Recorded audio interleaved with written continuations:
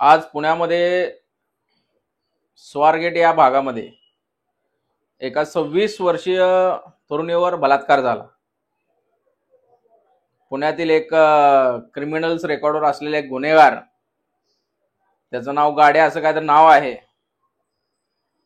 त्या व्यक्तीनं हा प्रकार केलेला आहे आणि त्यामुळं निश्चितच हे एक या गोष्टीचा निषेध मी करतो। हा निंदनीय प्रकार पुण्यामध्ये घडलेला आहे। पुण्यामध्ये दिवसेंदिवस असे प्रकार घडत आहेत। पुण्यामध्ये गँगवॉर वाढलेली आहे, महिलांवर अन्याय वाढलेला आहे, हिट अँड रनचे प्रकरण पुण्यामध्ये जास्तीत जास्त वाढलेले आहेत आणि एकंदरीत पुणे हे बिहार बनलेलं आहे असे एक प्रकारे दिसतंय। मग सामान्य माणसाला हा प्रश्न पडतो की बाबा पुण्यामध्ये विद्येचं माहेरघर असलेल्या पुण्यामध्ये हे असे प्रकार का घडत आहेत? की पुण्यामध्ये एवढे आमदार, खासदार, मंत्री असताना, केंद्रीय मंत्री असताना हे काय करतात बरं पुण्यामध्ये? अजित पवार म्हणतात की मी पुणे, हे माझं पुणे आहे। भारतीय जनता पार्टी म्हणते की पुणे आमचं आहे। अरे पण तुमचं जरी असेल तर जनतेकडे कोण बघणार? जनतेकडे कोणाचं लक्ष आहे? या भारतीय जनता पार्टीचं लक्ष आहे का राष्ट्रवादी काँग्रेसचं लक्ष आहे?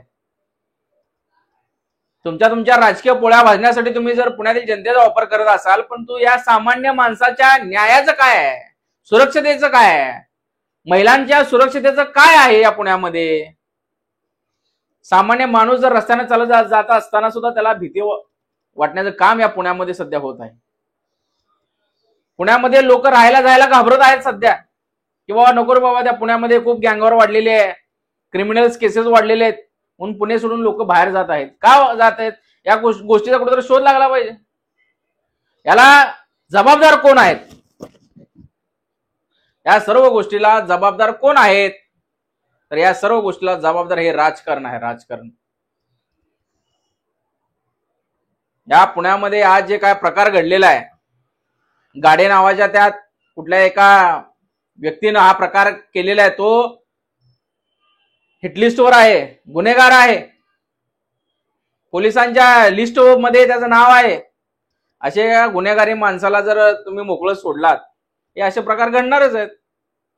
हे असे गुन्हेगारी लोक 6 महिने, वर्षभर येरवाडा जेलमध्ये राहतात, परत जामीनवर सुटतात, परत असले धंदे करतात। तर या लोकांना कुठेतरी बंदोबस्त झाला पाहिजे। या गाडीला आता फास्ट ट्रॅक कोर्टात घेऊन त्याची ताबडतोब फाशी द्यायला पाहिजे। हा आमचा शिवसेनेची पहिली मागणी आहे। आज वसंत मोरे साहेबांनी ते स्वारगेट आगार फोडलेला आहे, चांगली गोष्ट, अभिमान आहे आम्हाला त्या गोष्टीचा। कारण जनतेच्या न्यायासाठी जर कोण हातात दगड घेत असेल तर त्या माणसाचा आम्हाला अभिमान आहे। वसंत मोरे साहेबांनी जे काय कृत्य केलेलं आहे त्या गोष्टीचं आम्ही समर्थन करतो। अरे ते स्वारगेट झाले का ते अड्डा झालाय कशाचा? गुन्हेगारीचा अड्डा बनलेला आहे। अनेक एसट्या पडून आहेत, धुळखात पडून आहेत तिथे, आणि तिथे आतमध्ये त्या एसटीचं रूपांतर लॉज मध्ये झालेलं आहे। आतमध्ये साड्या सापडल्या गेल्या आहेत, कंडोम सापडले गेलेले आहेत, बेड तयार केलेले आहेत त्या एसट्यांमध्ये, बसेसमध्ये। काय चालू आहे? परिवहन मंत्री काय करतोय महाराष्ट्राचा? प्रताप सरनाईक काय करतोय?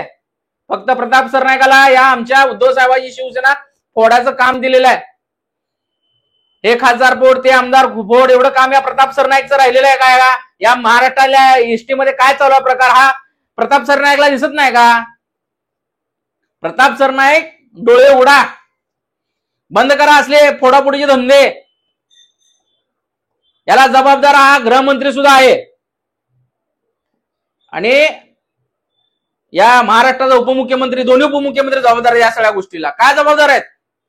सीसीटीव्ही असताना सुद्धा स्वारगेटमध्ये असे प्रकार घडतात, तुमचे वचक नाही का? या महाराष्ट्रामध्ये कायद्याचे वचक नाही? सीसीटीव्ही फुटेज असताना, सीसीटीव्ही असताना स्वारगेटमध्ये जागोजागी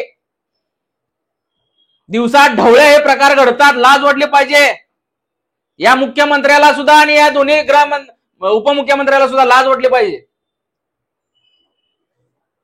काय चालू आहे? अरे तुमचं महाराष्ट्राकडे लक्षच राहिलेलं नाही।